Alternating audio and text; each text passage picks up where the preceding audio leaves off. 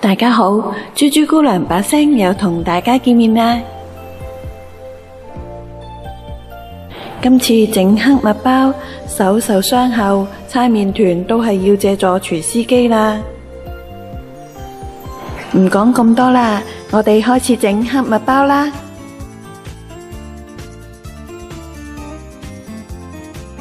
提子乾就好隨自己嘅，可以加可以唔加。黑麥包嘅材料就係呢啲，將乾材料倒埋一齊，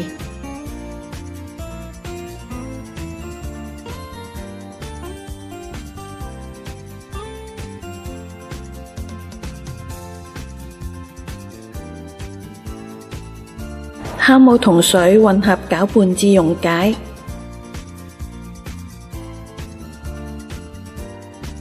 乾材料放入廚師機，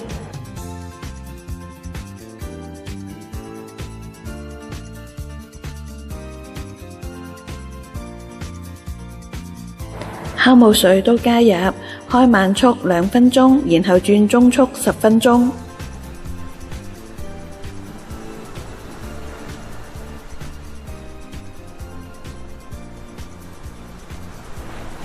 10分鐘後，廚師機攞出麵團，就轉搭麵團啦。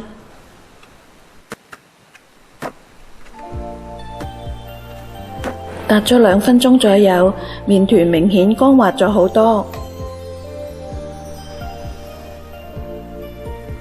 滾完蓋好，今次室溫攝氏26度左右，發酵1個鐘。如果要加提子，之前先要用水或酒浸軟啲提子乾，而家就可以索乾水備用啦。第一次發酵完成啦，麵團脹大咗好多啊！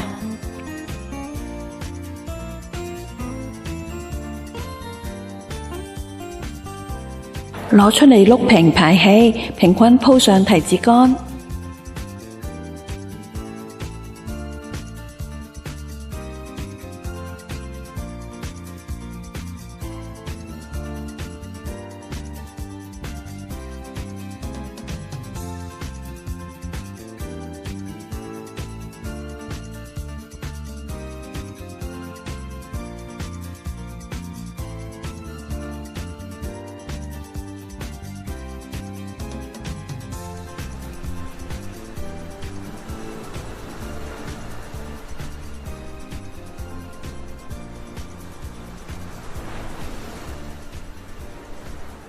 捲成長條，平均分6份。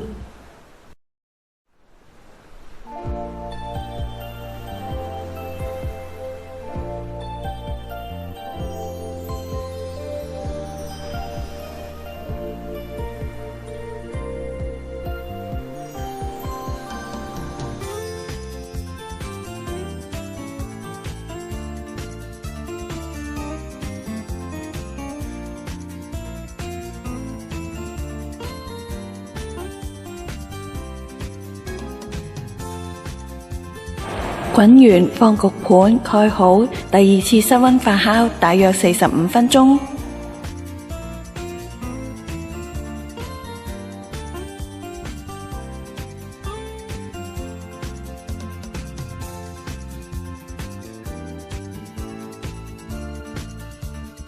話咁快，第2次發酵完成啦，掃上蛋液，準備入爐。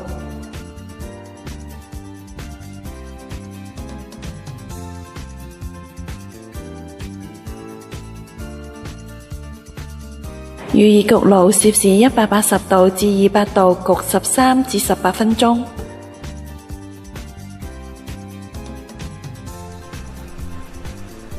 每個焗爐嘅溫度都有所出入，所以時間同上色都有所不同。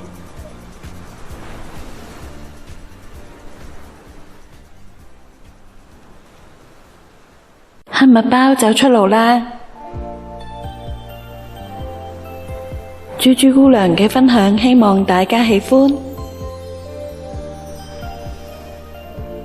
記得免費訂閱、留言或者讚好啊！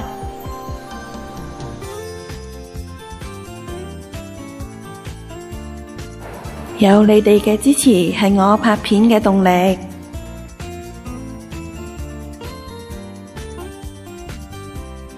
我哋下個片段再見，拜拜。